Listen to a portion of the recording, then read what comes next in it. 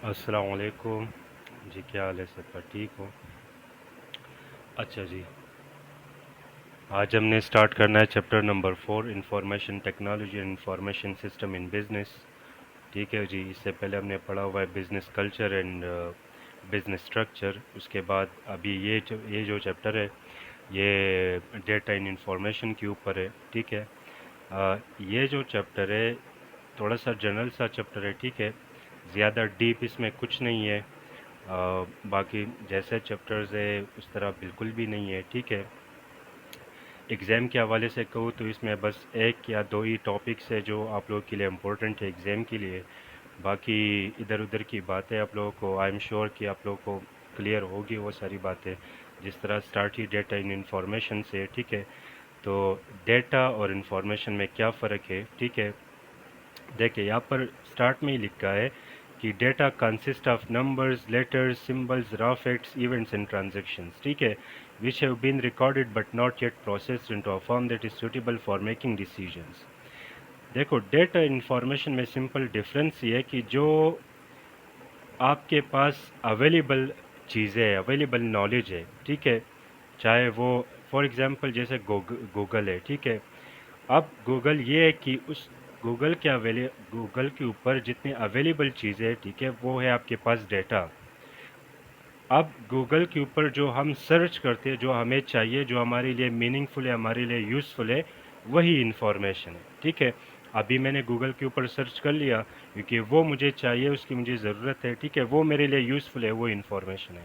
बाकी गूगल के ऊपर तो पता नहीं कि कितना मेगाबाइट्स की जो इन्फॉर्मेशन वहाँ पर अवेलेबल है। ठीक है, तो वो मेरे लिए किसी काम का नहीं है, तो वो डेटा है। ठीक है, फिर यहाँ पर है कि डेटा की जो टाइप्स है कि क्वांटिटेटिव डेटा है कि क्वालिटेटिव डेटा।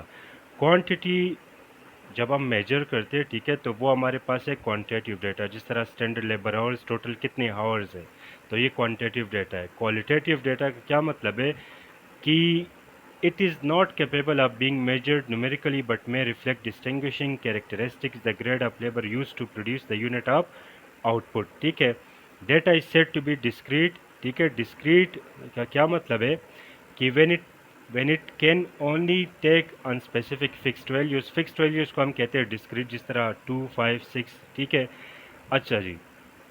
फिर इसमें कुछ डेटा जो है वो पॉइंट में भी हो सकता है। ठीक है, कंटिन्यूस डेटा क्या मतलब है? Continuous data takes on any numerical value and we could in an 8 hours day measure the throughout of cars as 4.375 per our. ठीक हो गया, 35 कार्स पर 8 आवर्स। ठीक है, तो डिस्क्रीट का क्या? देखो एक बार रीड कर लो डिस्क्रीट को कि एग्जांपल दिया हुआ है the actual number of vehicles through a car wash per day could be 35 but not 35.3।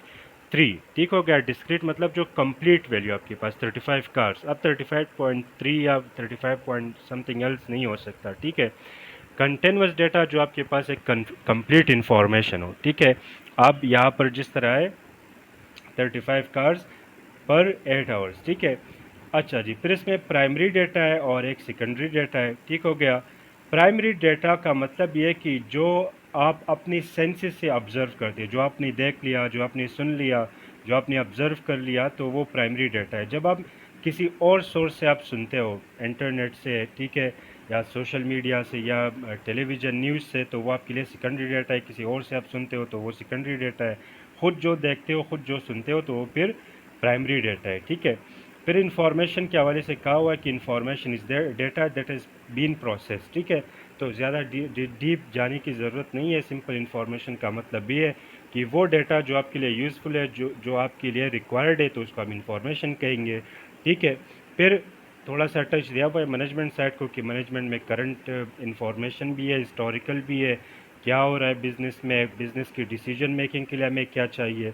ठीक हो गया, फॉरकास्टिंग हमें चाहिए, तो उसके लिए जो आपको चाहिए वो इन्फॉर्मेशन है। ठीक है, अब ये इन्फॉर्मेशन जो है, अब यहाँ से इन्फॉर्मेशन का मतलब आपका फाइनेंशियल स्टेटमेंट्स, तो स्टेक होल्डर्स हमने पढ़ा हुआ है स्टेक होल्डर्स चैप्टर, उनको चाहिए फाइनेंशियल स्टेटमेंट्स की इन्फॉर्मेशन।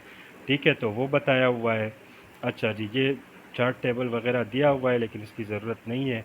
फिर थोड़ा सा वही पुरानी टॉपिक्स है यहाँ पर कि गुड इन्फॉर्मेशन की क्या क्वालिटीज़ होनी चाहिए, तो एक्यूरेट एक एक्रोनम यूज़ किया हुआ इन्होंने। एक्यूरेट मतलब कि ए से मतलब accurate, your information should be accurate, ठीक है, कंप्लीट इन्फॉर्मेशन हो। कॉस्ट इफेक्टिव हो, कॉस्ट इफेक्टिव मतलब ये कि अगर एक इन्फॉर्मेशन के लिए कॉस्ट की ज़रूरत है 5 लाख लेकिन उससे बेनिफिट है सिर्फ 2 लाख की, तो इस तरह की इन्फॉर्मेशन हमें नहीं चाहिए, ठीक है। कॉस्ट 2 लाख है और फिर हमें इससे बेनिफिट जो है 5 लाख की है, तो ये ठीक है, फिर अंडरस्टैंडेबल हो, आप इन्फॉर्मेशन को इस तरह प्रेजेंट करें कि वो सबकी समझ में आ जाए, तो अंडरस्टैंडेबल हो। रिलेवेंट इन्फॉर्मेशन, अगर मैं सेल्स बजट बना रहा हूँ, अच्छा जी, ठीक है, तो इन्फॉर्मेशन शुड बी रिलेवेंट, ठीक हो गया। एडाप्टेबल हो, एडाप्टेबल मतलब जो आपकी रिक्वायरमेंट है उसके मुतालिक हो, टाइमली हो, मुझे जनवरी फरवरी के लिए इन्फॉर्मेशन चाहिए तो उस टाइम के हिसाब से हो, इजी टू यूज़ हो, चाहे वो फाइनेंशियल मैनेजर हो, चाहे आपका मैनेजमेंट या कॉस्ट मैनेजर हो, सब ये इन्फॉर्मेशन यूज़ कर सके, ठीक है। रिलेवेंट के बारे में मैं बता रहा था, रिलेवेंट मतलब ये है अगर मैं सेल्स बजट बना रहा हूँ तो जितनी इन्फॉर्मेशन मेरे पास है तो it should be related about sales, ठीक हो गया, तो इसको कहते हैं हम रिलेवेंट, ठीक हो गया। अच्छा जी, फिर यहाँ पर है information technology and information system. Information technology या आईटी जो है बिजनेस वर्ल्ड में इसने बहुत चेंजेस लाए, ठीक है। इसकी वजह से बहुत सारे जो मैनेजमेंट लेयर्स हमने पढ़े थे इसकी वजह से बहुत सारी डिलेयरिंग हो गई, क्योंकि ज़्यादा मैनेजर्स की हमें अब ज़रूरत नहीं है, एक कंप्यूटर है बस उससे सारा कुछ हो जाता है, ठीक है। फिर इंफॉर्मेशन सिस्टम के हवाले से बताया हुआ है कि यहाँ पर हमारे पास देखो प्लानिंग के हवाले से बताया हुआ है कि प्लानिंग में एक हमारे पास है स्ट्रेटेजिक लेवल प्लानिंग, एक है टेक्टिकल लेवल प्लानिंग और एक है ऑपरेशनल लेवल, ठीक है। ऑपरेशनल लेवल आपके ऑपरेशन से लिंक्ड है, मतलब डेली जो हमें प्लानिंग की ज़रूरत है, डेली हम क्या करेंगे, कितनी सेल्स करेंगे, कितनी परचेज करेंगे, कितनी प्रोडक्शन करनी है, तो उसके लिए हमने क्या करना है, ऑपरेशनल या डेली प्लानिंग करना है, ठीक है। टेक्टिकल प्लानिंग मंथली बजट्स बनानी है, ठीक है, 2-3 महीने के लिए बजट्स बनानी है, तो वो हमारे लिए टेक्टिकल प्लानिंग है। फिर स्ट्रेटेजिक प्लानिंग का मतलब होता है लॉन्ग टर्म प्लानिंग, ठीक हो गया, 5 सालों के लिए प्लानिंग है, 10 सालों की प्लानिंग है, 5 साल बाद हमने एक और ब्रांच खोलनी है, ठीक है, तो इसको हम कहते हैं स्ट्रेटेजिक लेवल प्लानिंग, ठीक है। तो ये तीनों लेवल्स के लिए अलग अलग मैनेजर्स जो है वो रिस्पॉन्सिबल है, ठीक हो गया। फिर यहाँ पर अगर फर्स्ट पैराग्राफ जो है स्ट्रेटेजिक लेवल में जो इसकी लास्ट लाइन है कि ऑफ एन एडहॉक बेसिस, ठीक है, एडहॉक बेसिस याद रखें, एडहॉक पर क्वेश्चंस आते हैं, ठीक है। एडहॉक एडहॉक का बेसिकली मतलब ये होता है कि वो इन्फॉर्मेशन जो हमें इमीडिएट चाहिए या किसी स्पेसिफिक टास्क के लिए चाहिए या किसी इमरजेंसी में चाहिए, ठीक है, तो उसको फिर हम एडहॉक कहेंगे, ठीक है जी। अच्छा, फिर यहाँ पर कुछ इलस्ट्रेशन दिए, आप लोग रीड कर लेना, समझ ना आए तो फिर मुझसे पूछ लेना, ठीक है। अच्छा जी, यहाँ पर फिर वही एग्जांपल दिए कि इंफॉर्मेशन सिस्टम जो आपकी डिसीजन मेकिंग को सपोर्ट उसने कर रहा है, ठीक है। ऑपरेशनल मतलब डेली जो अपने डिसीजंस लेनी है, तो इसके लिए हम कौन सा आईटी सिस्टम यूज़ कर सकते हैं, तो इसके लिए हम यूज़ करेंगे टीपीएस, ठीक है, ट्रांजैक्शन प्रोसेसिंग सिस्टम। तो एमसीक्यूज़ के हवाले से ये इंपॉर्टेंट है, ये आ सकता है कि ऑपरेशनल प्लानिंग के लिए हम कौन से सिस्टम को यूज़ करेंगे, तो सिंपल याद करना है कि ट्रांजैक्शन प्रोसेसिंग सिस्टम। फिर टेक्टिकल प्लानिंग के लिए हम एमआईएस यूज़ कर सकते हैं या मिस भी से कह सकते हो, ठीक है, मैनेजमेंट इंफॉर्मेशन सिस्टम। जो स्ट्रेटेजिक है तो उसके लिए फिर हम यूज़ करेंगे एमआईएस भी यूज़ कर सकते हैं और एग्जीक्यूटिव इंफॉर्मेशन सिस्टम जिसे हम ईआईएस कहते हैं तो वो भी यूज़ कर सकते हैं, ठीक है। अच्छा जी, अब इन सिस्टम्स के जो काम है या जहाँ पर हम इसको यूज़ कर सकते हैं तो वो भी याद करना होगा आप लोगों को। जिस तरह टीपीएस है तो टीपीएस सिंपल मतलब डेली जितने ट्रांजैक्शंस है रूटीन बेस पर वो रिकॉर्ड करनी है, ठीक है। एग्जांपल्स याद कर ले, सेल्स एंड मार्केटिंग हम डेली बेस पर कर रहे हैं तो इस सिस्टम को यूज़ करके हम कर सकते हैं, ठीक है।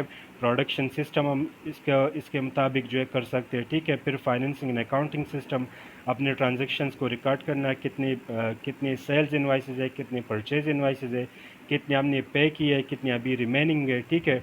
अच्छा जी, एमआईएस जो है मैनेजमेंट इंफॉर्मेशन सिस्टम, इसको आप कहाँ पर यूज़ कर सकते हो, नीचे इलस्ट्रेशन में एग्जांपल दी है कि the MIS could use the information from the sales TPS to generate report such as. देखो टीपीएस इसके लिए बेस है, ठीक है। टीपीएस को फर्दर हम प्रोसेस करेंगे, उससे ही एमआईएस के लिए इंफॉर्मेशन बनाएंगे। जिस तरह देखो डेली सेल्स तो हम टीपीएस पर रिकॉर्ड करते हैं ना, लेकिन टोटल सेल्स कितने हुए, तो ये इसके लिए फिर आप यूज़ कर सकते हो एमआईएस, ठीक है। फिर एक एक सेल पर्सन ने कितनी सेल्स की है वो भी आप रिकॉर्ड कर सकते हो, किस एरिया में किस शोरूम ने कितनी सेल्स की है तो एमआईएस पर वो भी रिकॉर्ड कर सकते हो। फिर थर्ड जो हमारे पास है डिसीजन सपोर्ट सिस्टम या जिसे DSS कहते हैं, ठीक है। DSS is a computer system that help decision makers deal with semi और अनस्ट्रक्चर्ड डिसीजंस, ठीक है। फिर सेकंड पैराग्राफ है कि DSS draws on both internal information about the organization and external information. DSS will be tailor-made to the requirement of the organization, ठीक है। तो basically DSS decision support system, जब हम कंफ्यूज होते हैं किसी इंफॉर्मेशन के मुतालिक तो हम DSS यूज़ करते हैं। DSS में ये होता है कि आपके लिए क्या बेटर है, ठीक है, आपने क्या करने आगे। तो ये एक तरह से सॉफ्टवेयर आपको हेल्प कर रहा होता है कि अभी यहाँ पर आपने क्या करना है, क्या करना चाहिए, ठीक है। फॉर एग्जांपल हम अपने सेल्स में कंफ्यूज है कि ठीक है किस एरिया में कितने सेल्स या किस एरिया में नेक्स्ट पीरियड में कितने सेल्स करें, तो डिसीजन सपोर्ट सिस्टम आपके लिए कैलकुलेट करेगा कि ये जो एरिया है या ये जो रीजन है, ठीक है, यहाँ पर सेल्स करनी चाहिए। क्यों? DSS किस तरह करेगा काम, क्योंकि इसके पास सारे इन्फॉर्मेशन है, इन्फॉर्मेशन को ये देखेगा, उसको कैलकुलेट करेगा, फिर आपको बताएगा कि यहाँ पर ये होना चाहिए, ठीक है।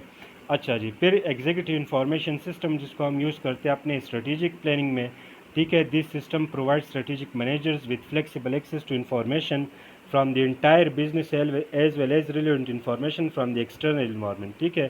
तो एक तो ये देखो, अगर आप लॉन्ग टर्म प्लानिंग कर रहे हो तो एक तो आपको इंटायर बिजनेस के बारे में इंफॉर्मेशन होनी चाहिए, ठीक है। फिर आपके पास इंटरनल और एक्सटर्नल दोनों इन्फॉर्मेशन अवेलेबल होने चाहिए, तो EIS आपके लिए इजी कर देता है, ठीक है। आपको समराइज रिपोर्ट देता है, जिस तरह यहाँ पर एक ग्राफ बनाकर इसने पेश किया हुआ है, ठीक है। तो इस ग्राफ के ज़रिए आप देख सकते हो कि किस साल में आपने कितनी सेल्स की है। तो अगर आप कहते हो कि 5 साल बाद मैंने एक और ब्रांच खोलनी है, तो इसकी आप हेल्प ले सकते हो कि एक साल में आपने कितनी सेल्स करनी है, तब जाकर आप 5 साल बाद इतने सेल्स कर सकते हो, सेल से प्रॉफिट कमा सकते हो और उस पर आगे की इन्वेस्टमेंट्स कर सकते हो, ठीक है। अच्छा जी, एक और सिस्टम है जिसे हम कहते हैं एक्सपर्ट सिस्टम या ES system. Expert system hold specialist knowledge. देखो आपके पास जो सॉफ्टवेयर है ये सारे सॉफ्टवेयर ही है, ठीक है। अब इस सॉफ्टवेयर को इस तरह बनाया हुआ है कि इसके पास एक्सपर्ट नॉलेज है। तो देखो पहले आपके लिए इसके लिए एक मैनेजर की ज़रूरत होती थी, सीनियर मैनेजर्स की। अब आपके पास ये सॉफ्टवेयर है, ठीक है, इसके पास सारे एक्सपर्ट नॉलेज है, ठीक है। अब क्या होगा, expert system are widely use in technical और complex areas such as law. तो लॉ के लिए आप किसी सॉफ्टवेयर को यूज़ कर सकते हो, किसी वकील के पास जाने की ज़रूरत नहीं है। टैक्सेशन एक सॉफ्टवेयर के अंदर ही आप सारे टैक्स को कैलकुलेट कर सकते हो। बैंकिंग है तो वो भी आप कर सकते हो। मेडिसिन, आप लोग जिस तरह मोबाइल में किसी ऐप को डाउनलोड करते हो, आजकल बहुत सारे एप्लीकेशंस है जो डॉक्टर के पास भी जाने की ज़रूरत नहीं है आपको। आप वहाँ पर सिम्टम्स अपने पुट करते हो कि ये सिम्टम है, ये सिम्टम है, ये सिम्टम है, वहाँ पर आ जाएगा कि आप ये मेडिसिन यूज़ कर सकते हो, आपको ये बीमारी है, ठीक है। तो इसी तरह एक्सपर्ट सिस्टम में भी आप ये सारे काम कर सकते हो, ठीक है। अच्छा जी, फिर सॉफ्टवेयर एप्लीकेशन है तो सबसे पहले इसमें स्प्रेडशीट है। स्प्रेडशीट MA1 जिसने पढ़ा होगा, MA1 MA2 उनको क्लियर होगा, ठीक है। यहाँ पर ज़्यादा डिटेल नहीं है, बस बेसिक ही बताया हुआ है कि स्प्रेडशीट हमारे पास एक सॉफ्टवेयर है जिसको हम यूज़ करते हैं अपने काम को ईजी बनाने के लिए, क्विक कैलकुलेशंस करने के लिए, डेटा एनालिसिस करने के लिए, ठीक है। अच्छा जी, याद रखें स्प्रेडशीट एडवांटेज में ये कि ये ईजी टू यूज़ है, ठीक है, बस थोड़ी सी ट्रेनिंग की ज़रूरत है। अच्छा, डिसएडवांटेजेस की है कि इसमें मिस्टेक्स आने के चांसेस ज़्यादा होते हैं, ठीक है। फिर डेटा मैनिपुलेशन ज़्यादा हो सकता है, फिर इसमें डिलीटिंग बहुत ज़्यादा हो सकता है, ठीक है। फिर स्टोरेज स्पेस भी आपके लिए चाहिए, स्प्रेडशीट स्टोर नहीं कर सकता, तो आपको इसके लिए अलग से एक डेटाबेस जो है वो रिक्वायर्ड है। जिस तरह मोबाइल में अपना एक स्पेस तो होता है, ठीक है, लेकिन आपको ज़्यादा डेटा के लिए फिर मेमोरी कार्ड की ज़रूरत होती है। तो इसी तरह स्प्रेडशीट में थोड़ा बहुत तो आप रिकॉर्ड कर सकते हो, स्टोर कर सकते हो, लेकिन बिग डेटा के लिए फिर आपको क्या चाहिए, अलग से फिर डेटाबेस चाहिए, ठीक है। अच्छा जी, डेटाबेस यहाँ पर आ गया। डेटाबेस क्या है? It is simple just like memory card, ठीक है। मेमोरी कार्ड में आप डेटा को स्टोर करते हो क्योंकि मोबाइल में इतना स्पेस नहीं है। इसी तरह आपके पास स्प्रेडशीट में स्पेस नहीं है तो आप डेटाबेस को यूज़ करते हो, ठीक है। फिर एडवांटेजेस क्या है कि most important benefit is gain by using a database is the ease of reporting and sharing data. तो इसमें आप स्टोर भी कर सकते हो, शेयर भी कर सकते हो, ठीक है। अच्छा जी, फिर डेटाबेस रिक्वायर लिटल और no duplication of data between information tables. इसमें डुप्लीकेशन या मैनिपुलेशन की चांसेस कम है। Changes made to your data to not corrupt. अच्छा, फिर ये भी हो सकता है डेटाबेस में कि आप इसको इस तरह प्रोग्राम कर सकते हो या इस तरह सिक्योरिटी रिस्ट्रिक्शंस लगा सकते हो कि इसमें जो स्टोर डेटा है उसको कोई मैनिपुलेट या चेंज नहीं कर सकता, ठीक है। डिसएडवांटेज ये है कि इसको सीखना पड़ेगा, इसके लिए इन्वेस्टमेंट की ज़रूरत है। ठीक है जी। फिर अकाउंटेंसी पैकेजेस है। अकाउंटेंसी पैकेजेस जिस तरह हम सॉफ्टवेयर यूज़ करते हैं स्प्रेडशीट, इसी तरह और भी बहुत सारे हमारे पास सॉफ्टवेयर्स है जिसको हम कहते हैं अकाउंटेंसी पैकेजेस। उसको हम यूज़ करके अपने जो मैनेजमेंट रिपोर्ट्स है या जो अकाउंटिंग है उसको हम इजी बना सकते हैं। ठीक है, तो यहाँ पर एडवांटेज है कि आप रैपिड रिकॉर्डिंग कर सकते हो। ठीक है, मिस्टेक्स आने के चांसेस कम है। अकाउंटेंसी पैकेजेस को सिंपल हम यूज़ करके मैनुअल अकाउंटिंग कम कर सकते हैं। ठीक है, तो जाहिर सी बात है जब ऑटोमेटिक अकाउंटिंग आप करोगे तो उसमें मिस्टेक्स आने के चांसेस कम है, फिर आपका टाइम इतना नहीं लगेगा। ठीक है, फिर आप जो फाइनेंशियल स्टेटमेंट्स हैं उनको भी जल्दी बना सकते हो। फिर डिसएडवांटेजेस ये है कि इसके लिए ट्रेनिंग की ज़रूरत है, और ये भी हो सकता है कि पैकेजेस आपके लिए एक्सपेंसिव हो, तो वो इतने बड़े डिसएडवांटेजेस नहीं है। ठीक है, अच्छा जी। फिर कंप्यूटराइजेशन की क्या एडवांटेज है, तो मेरे ख्याल से आजकल सारे स्टूडेंट्स को ही पता होगा कि कंप्यूटर क्या एडवांटेज है। ठीक है, तो वही 2010 की बात है कि जहाँ पर इतने अप टू डेट कंप्यूटर्स या इंटरनेट वगैरह की फैसिलिटीज़ नहीं थी, अब तो सबको पता है कि कंप्यूटर क्या एडवांटेज है। ठीक है, तो सिंपल सा टॉपिक है। इंटरनेट हम यूज़ कर सकते हैं, डेटा बेसिस है हमारे पास। मोबाइल कंप्यूटिंग मतलब ये है कि आप मोबाइल में ही आप सारा सिस्टम कर सकते हो, या फिर कहीं पर भी बैठकर आप अपने जो काम है वो आप कर सकते हो। ठीक है, इम्प्रूव टेलीकम्युनिकेशन स्ट्रक्चर। तो यही बात है, बस इस चैप्टर में इतना कुछ ख़ास नहीं है। अच्छा जी।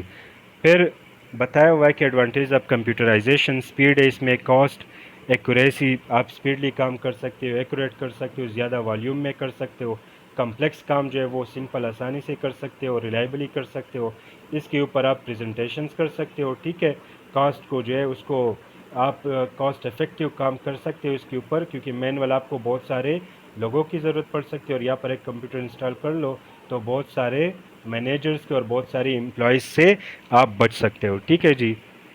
अच्छा, इस चैप्टर में बस यही चैप्टर है, इसमें ये जो सिस्टम्स है बस आप लोग याद कर ले, जो सॉफ्टवेयर्स है जो मैनेजमेंट यूज़ कर सकती है, टीपीएस होगा, ईआईएस हो गया, एमआईएस हो गया।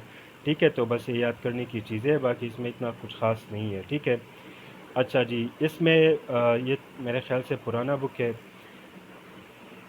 इसमें एक टॉपिक है बिग डेटा। ठीक है, जिसके पास न्यू बुक है तो उसमें ये टॉपिक है बिग डेटा।